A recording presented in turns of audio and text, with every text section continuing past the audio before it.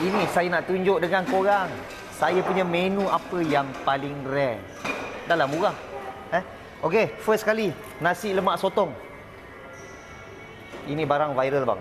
Nasi lemak sotong, ini bukan saiz kecil bang. Saiz mega. Megatron, Megawati, Mega 888. Ingat, rindu boleh, kembali jangan 29.90 sen. Beras basmati, sambal mak-mak. Ini sotong panggang. Ini sotong goreng crispy. Dan ini.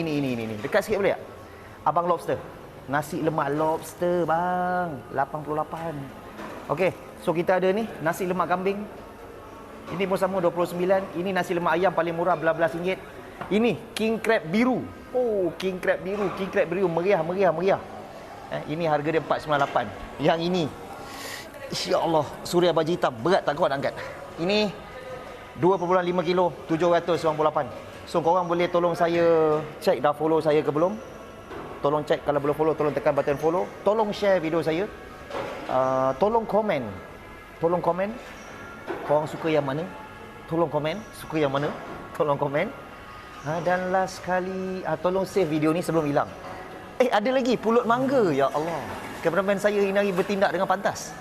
Saya lupa saya ada pulut mangga. Ada lagi spaghetti, ikan bakar, semua ada. Okey, dan last kali saya nak tanya dengan korang, salah ke tidak seumur hidup sekali makan Alaska king crab? King crab biru, salah ke? Kalau salah komen salah, kalau tak salah komen tak salah. Jumpa lagi abang lobster Alaska king crab.